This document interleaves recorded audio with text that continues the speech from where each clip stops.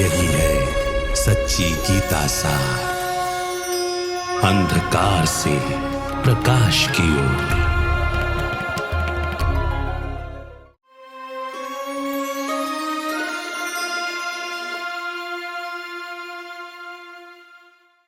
नमस्कार। अंधकार से प्रकाश की ओर सच्ची गीता सार इस कार्यक्रम में आप सभी का स्वागत है। नवरात्रि पर हमारी इस विशेष प्रस्तुति में हम देवी के अलग अलग रूपों के बारे में जो लोग मान्यता रखते हैं उसके आध्यात्मिक अर्थ को समझ रहे हैं।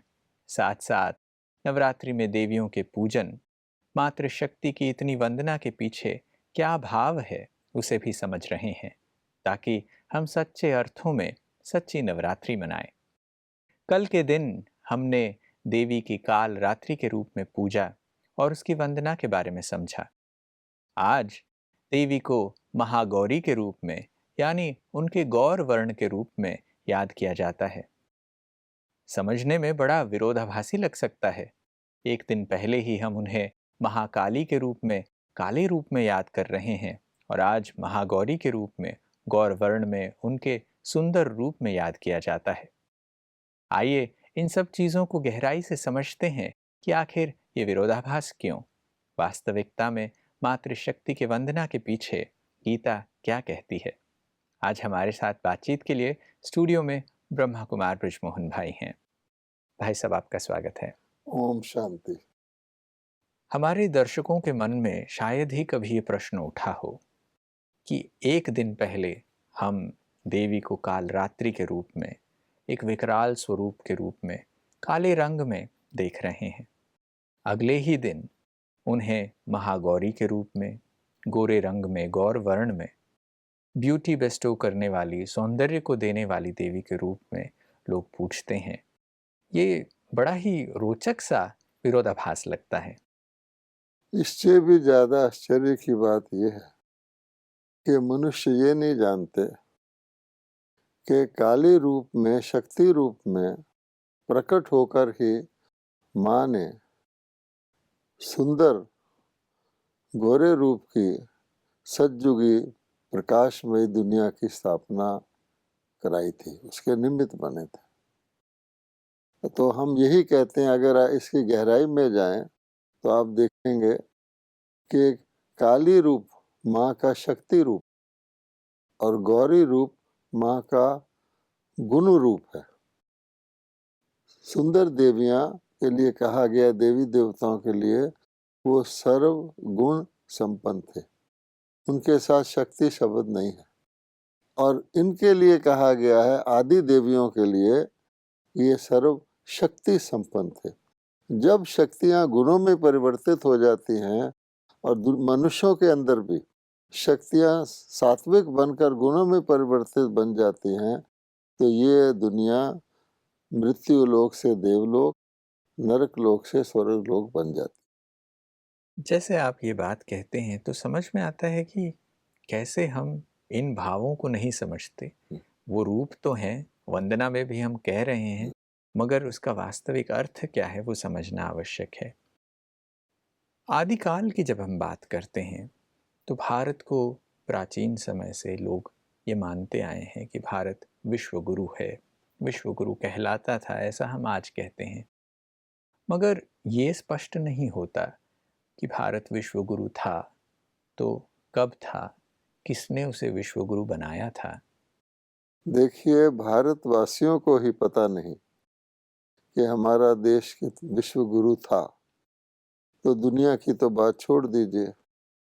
और उस विश्व गुरु बनाने में जिन देवियों की हम नवरात्रि मना रहे हैं, उनका कितना महत्वपूर्ण और बड़ा योगदान था, अगर इसको जान जाएं तो सचमुच नवरात्रि को सार्थक रूप से मनाएं, बल्कि स्वयं भी उसका भाग बन सकता है मानव। इसीलिए हम ये कार्यक्रम कर रहे हैं। जैसे आप ये बात अभी कहते हैं, ये सभी के लिए एक आश्चर्यचकित करने वाली बात है कि जिन देवियों का हम नवरात्रि में पूजन कर रहे हैं, उनकी इतनी वंदना, उनका इतना गायन है, उनका भारत के विश्वगुरु होने से क्या संबंध है? अब देखिए, ये मान्यता बहुत कॉमन है, आज भी है, कि जहाँ नारी का पूजन होता है वहाँ देवताओं का वास होता है, देवता विचरते हैं। ये प्रसिद्ध है। अच्छा, इसी बात से हम शुरू करते हैं। आज नारी का अर्थात देवियों का पूजन हो रहा है और आज वर्ष में 2 बार हो रहा है, 9 दिन के लिए हो रहा है। जितना आज नारी का देवी रूप में पूजन हो रहा है उतना शायद किसी और का भी नहीं हो रहा, परमात्मा शिव का भी नहीं हो रहा, राधे कृष्ण का भी नहीं हो रहा, सीताराम का भी नहीं हो रहा। लेकिन क्या सचमुच आज इतना पूजन होने के बाद भारत में देवी देवता विचर रहे हैं या भेड़िए या राक्षस या कामातुर मनुष्य विचर रहे हैं? आज इतनी लाखों द्रौपदियां पुकार रही हैं, नारी जाति की इज्जत हर समय खतरे में है, तो फिर क्या कारण हुआ? इसका अर्थ ये निकलता है कि पूजन की बात नहीं है, क्योंकि पूजन उसका होता है जो पावन हो। तो जहाँ नारी पावन होगी, नर भी पावन होंगे, अर्थात वो सदा के लिए पवित्र होंगे। नारी की जिसको कहते हैं सम्मान को, उसके ऑनर को कोई खतरा नहीं होगा, नेगेटिव भाषा में कहें, वहाँ देवी देवता विचर और वह दुनिया परमात्मा स्थापित करवाते हैं। और जिसको हम देवी देवताओं की दुनिया सतयुग कहते हैं। और उसमें ही उसके लिए ही कहा गया है कि भगवान ने जहाँ नारी पावन रहती है वहाँ देवी देवताओं का वास होता है। तो ये सतयुग के लिए कहा गया, पूजा की बात नहीं है। पूजा करने वाले तो पुजारी हुए ना, लेकिन सचमुच उस जीवन को अपनाने वाले हों वहाँ देवी देवता विचरते हैं और वो दुनिया भगवान स्थापित करते हैं। भगवान जब ऐसी दुनिया स्थापित करते हैं, आप कह रहे हैं, तो ये प्रश्न उठता है कि परमात्मा को तो खैर हम पतित पावन कहते हैं, उनकी वंदना में ही उनके विशेषणों में ये चीज़ जोड़ के कहा जाता है।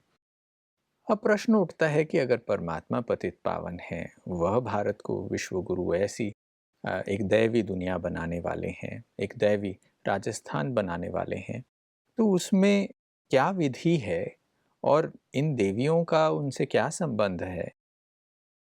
अब देखिए, इसमें ही भगत जन या भारतवासी धोखा खाए हुए हैं।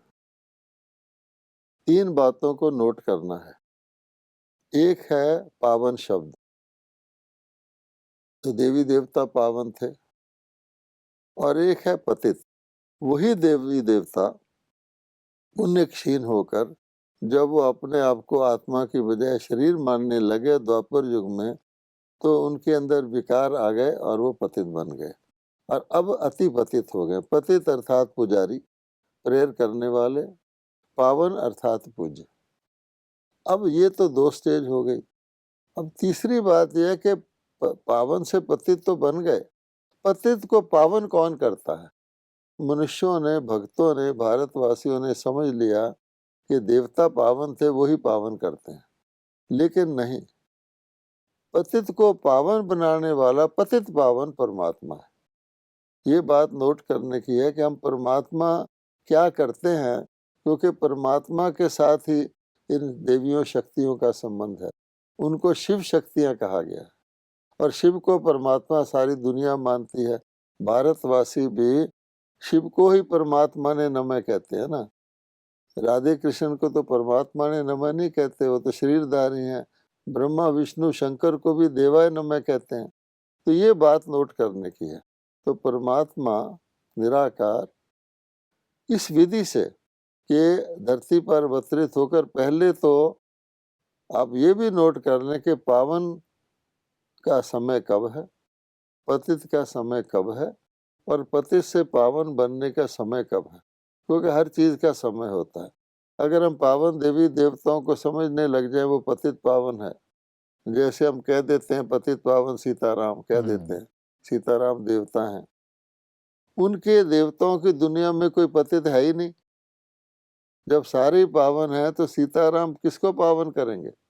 इसलिए पावन सतयुग त्रेता में होते हैं, पतित द्वापर से होना शुरू होते हैं, कलयुग में अति पतित हो जाते हैं। और कलयुग और सतयुग के बीच में आप गौर करिए, अगर आप सृष्टि चक्र को सामने लाएंगे तो चेंज का समय, विश्व के परिवर्तन का समय, परिवर्तन अर्थात पुराने से नए बनने का समय, पतित से पावन बनने का समय वो है जिसको हम कलयुग का अंत और सतयुग की आदि का संधि काल कहते हैं। भगवत गीता में क्या कहा गया है? कल्प के आदि में ब्रह्मा जी ने यज्ञ रचा, और ब्रह्मा को आदि देव कहते हैं, और इन देवियों को भी आदि देवियां कहते हैं। ये शक्तियां आदि देवियां हैं, और वो जो दूसरी देवियां हैं वो देवियां हैं। इस हिसाब से अगर आप देखेंगे तो कलयुग के अंत में परमात्मा पहले आकर के इनको, जिनको वो मुख से अपने बच्चे या ब्राह्मण या ब्राह्मणियां या हम कहें ब्रह्मा कुमार कुमारियां बनाते हैं, हर कल्प के अंत में 5000 वर्ष के बाद उनको पहले वो पावन बनाते हैं और उसकी विधि बताते हैं कि देखो तुमने अपने आप को शरीर मानना शुरू किया था, जो तुम नहीं हो, तुम आत्मा हो, तो तुम पतित बनना शुरू हो गए। अब तुम अपने आप को कंप्लीटली शरीर मानते हो तो कंप्लीटली पतित बन गए, क्योंकि काम क्रोध लोभ मोह अहंकार एंटर हो गए। अब तुम वस्तुओं को व्यक्तियों से सुख चाहते हो, सुख तो आत्मा को तो तुम भूल ही गए, आत्मा में विकार एंटर हो गए। तो उनसे भगवान ज्ञान देते हैं, योग राजयोग सिखाकर तपस्या कराकर उनको पावन बनाते हैं। फिर वो भी निमित्त बनते हैं पतित पावनी के रूप में, परमात्मा के उस ईश्वरी संदेश को, ईश्वरी राजयोग को समाज में संदेश वाहक बनकर देने के लिए इस प्रोसेस से ही होता है। ब्रह्मा को आदि देव कहते हैं और जगदम्बा को आदि देवी कहते हैं। उनका साधारण रूप है, उनका जो दूसरे संपन्न देवी देवता हैं उनका सजा सजाया रूप है। अब श्री लक्ष्मी को देखिए, राज राजेश्वरी, उनसे तो लोग धन मांगते हैं, मंदिर में जाओ उनकी मूर्ति सिर से पांव तक जेवरात से जवाहरात से सजी होती है, और सरस्वती साधारण दिखाई जाती है ना, विद्या की देवी, विजडम की देवी दिखाई जाती है। तो ये आदि में हुए। ब्रह्मा जी को भी आप देखेंगे कि दाढ़ी वाला दिखाते हैं, बुजुर्ग दिखाते हैं, तो और किसी देवता को तो बुजुर्ग और दाढ़ी वाला नहीं दिखाते हैं। तो ये आदि में हुए हैं, उनमें ट्रांसफॉर्मेशन और उनके द्वारा ट्रांसफॉर्मेशन हुआ। बिल्कुल, ये बात तो स्पष्ट होती है कि हम देवियों की वंदना में उन्हें आदि शक्ति, आद्या शक्ति कहते हैं, मगर ये नहीं समझ पाते कि वो किस चीज़ की आदि करने वाली हैं, और आज वो बात स्पष्टता को ला रही है। ये भी प्रश्न उठता है कि ये जो चीज़ आपने अभी बताई, इससे विश्वगुरु भारत बना, इसको स्पष्ट करें, ये कैसे होता है? अब आप देखेंगे ब्रह्मा को जगत पिता, सरस्वती को जगत माता कहते हैं। अब विश्व गुरु कैसे बना? अगर आप देखेंगे तो परमात्मा ने ये जो कर्तव्य करवाया जिससे नई दुनिया की स्थापना हुई, उसमें विश्व ही भारत था, अर्थात सारा भारत विश्व था, वहाँ कोई अन्य था ही नहीं। इसलिए जब हम कहते हैं श्री लक्ष्मी श्री नारायण का चक्रवर्ती स्वराज्य, तो चक्रवर्ती का अर्थात है सारे विश्व पर उन्हीं का स्वराज्य था, ना कोई दूसरा देश था, ना कोई दूसरा धर्म था, ना कोई दूसरी, स्वर्ग में एक ही था, वो त्रेता तक भी चला। अब भगवान कहते हैं लेकिन आज की दुनिया में जब गुरु की आवश्यकता है, सतयुग और त्रेता में तो गुरु की आवश्यकता नहीं है, सतगुरु ने वो स्थापित किया है। तो आज की दुनिया को आप देखें, वही विश्व आज कितने टुकड़ों में बटा हुआ है, कितने देशों में बटा हुआ है, कितने धर्मों में बटा हुआ है, कितने रेसेस में बटा हुआ है, काला गोरा आदि, कितनी भाषा, अनेक प्रकार से बटा हुआ है। अब उस बटे हुए विश्व में आकर, उसी को कलयुग कहते हैं, फूट मैंने झगड़ा, फूट मैंने द्वैत, फूट मैंने आपस में तनाव, तो ये आज की दुनिया में हम देख रहे हैं। अब इसको विश्व गुरु परमात्मा, विश्व गुरु देवियों के द्वारा, क्योंकि वो तो निराकार है, वो कहते हैं मैं करवाता हूँ क्योंकि मैं कर्म का फल देता हूँ। सतयुग में परमात्मा को तो नहीं आना देवी तक, वो करवाते हैं। तो क्या होता है कि ये जो हम वर्णन कर रहे थे प्रोसेस, वो सारी शिव शक्तियाँ सारे विश्व में फैल जाती हैं। उसमें वो केवल भारत तक कन्फाइंड नहीं रहती है, होती भारतवासी है, लेकिन क्योंकि परमात्मा आके ब्रह्मा के द्वारा उनको शिव शक्तियाँ बनाता है, तो सारे विश्व में फैल जाती हैं, क्योंकि वो सारे विश्व की आत्माओं में किसी प्रकार का भेदभाव शारीरिक ना देखकर आत्माओं को देखती है।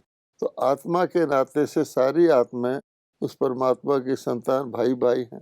तो जैसे हमारे भारत का नारा है विश्व बंधुत्व, है ना, तो वो सचमुच उस एंगल से सारा ज्ञान स्प्रेड करती है।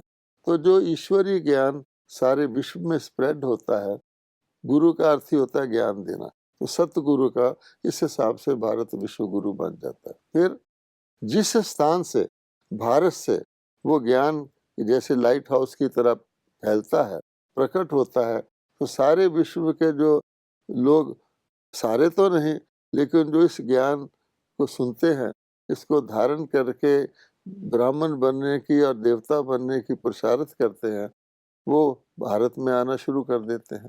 अगर आप जाके आज सारे विश्व में देखो, 140 देशों में ब्रह्मा कुमारीज हैं, उनकी वो भाषा नहीं जानते, उनके रंग और हैं।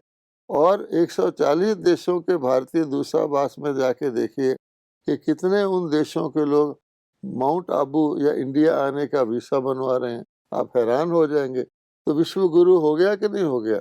ये देवियां उन सारे विश्व को एक करके, सबको एक मत करके, सबको पावन बनाने के निमित्त बन के इस प्रकार से हर 5000 वर्ष के बाद विश्व गुरु बनती है। और किसी तरीके से हम ये नहीं कह सकते भारत विश्व गुरु बन गया क्योंकि यहाँ नालंदा तक्षशिला यूनिवर्सिटी थी, वहाँ थोड़े से लोग विदेशों से आकर वहाँ स्टडी कर, ये द्वापर की बात।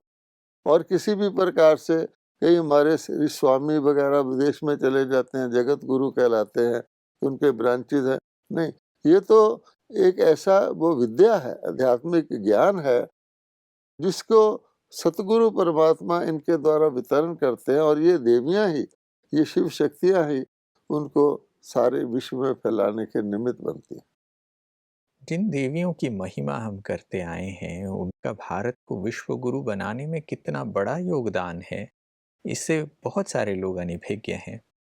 आज दुर्गाष्टमी का दिन है, तो लोग अक्सर ये कहते हैं कि ये आद्या शक्ति जगत को तारने वाली है, जगत तारिणी कहा जाता है, मगर ये समझ में नहीं आता, यानी पूरे जगत को तारने का काम ये कैसे करती हैं। ये समझ में आता है कि परमात्मा से वो शक्ति लेकर उनके द्वारा मिले हुए इस ईश्वरीय ज्ञान को पूरे विश्व में व्यापक कर देना, पूरे विश्व की आत्माओं को ये देने का काम करती हैं। यानी अगर दुनिया में सबसे बड़ी कोई कल्याण है तो दुनिया के लोगों पर रहम है, दुनिया के लोगों की सच्ची सेवा है, तो ये देवियां ही करती हैं। सेवा अनेक प्रकार की आप देखते हैं, सोशल सर्विस, कितने दुनिया के अंदर सोशल सर्विस के इरादे से कितनी संस्थाएं खुली हुई हैं।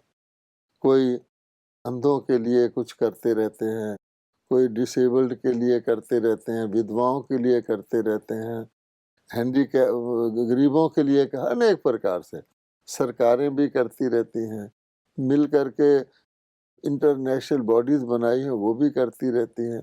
पीस स्थापन करने भी उनका कितना टाइम लग जाता है। तो ऐसी दुनिया में, नरक की दुनिया में आना और वहाँ रहना, ये एक सबसे बड़ी शक्ति है। क्योंकि आज की दुनिया जिन शक्तियों का प्रयोग करती है, वो सारी की सारी दैहिक और हिंसक शक्तियां हैं। आप देखेंगे हिंसा जिसको कहा जाता है, ये देवियों के हाथ में अस्त्र शस्त्र दिखाए हैं, लेकिन वास्तव में ये परमात्मा की spiritual non violent salvation army इसको कहा जाता है। यानी इनका ताल्लुक आत्माओं से है, किसी न किसी हर प्रकार की हिंसा से मुक्त है।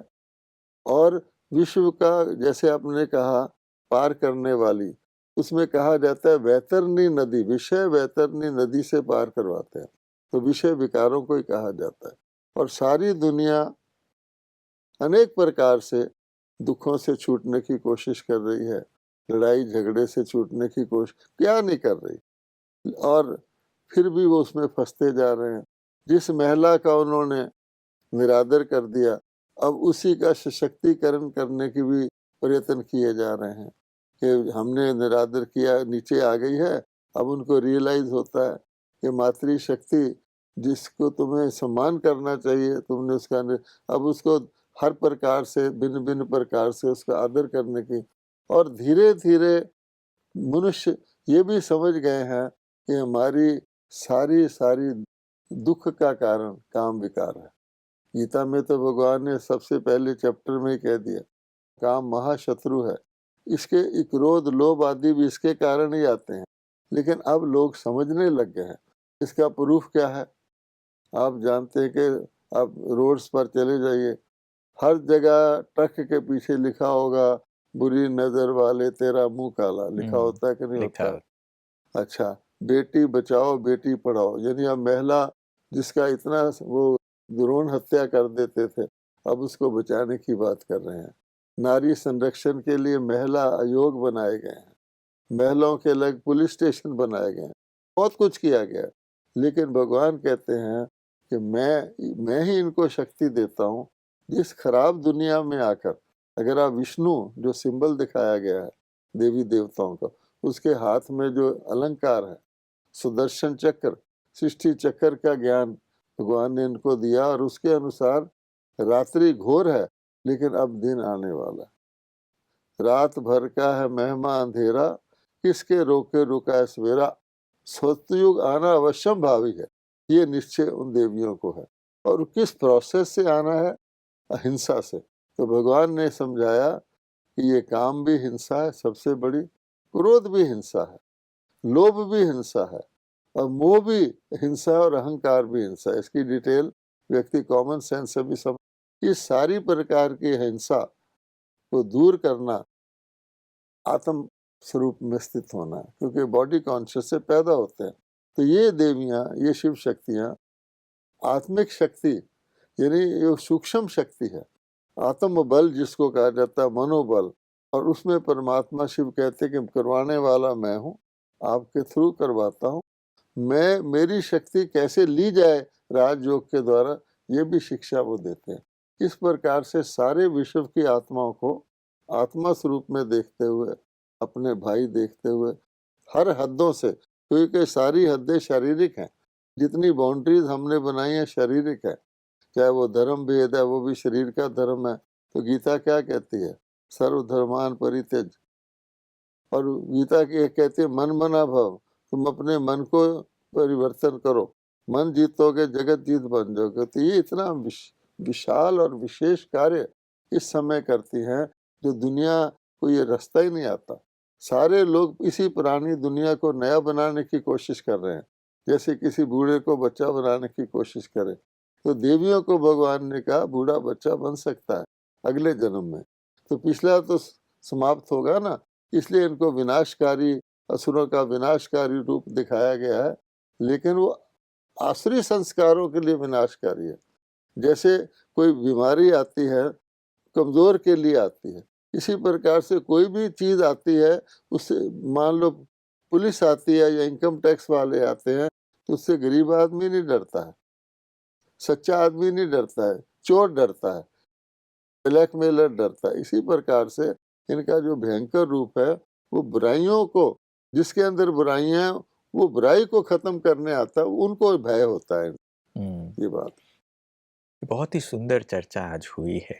कहाँ देवियाँ इतनी अपूर्व सेवा करती हैं, परमात्मा की शक्ति लेकर शिव शक्ति बनकर पूरे विश्व को तारने का काम करती हैं। बहुत ही सुंदर बातचीत हुई है। और भी प्रश्न हैं, मगर अगले एपिसोड में उन प्रश्नों को लेंगे। मगर आज आप आए और इस विषय पर इतना सुंदर प्रकाश दिया, इसके लिए बहुत बहुत धन्यवाद। नमस्कार। ओम शांति। दोस्तों, देवियों की पूजन में हम कितनी उनकी महिमा करते हैं, मगर ये कोई नहीं जानता कि जगत तारिणी कहकर जिस देवी को याद किया जा रहा है, वो वास्तविकता में इस पूरे विश्व का कल्याण करती है। वो कल्याणी बनकर सारे विश्व की आत्माओं को परमात्मा से जोड़ती हैं। आज की बातचीत में बस इतना ही। अगले एपिसोड में फिर मिलेंगे, तब तक के लिए नमस्कार।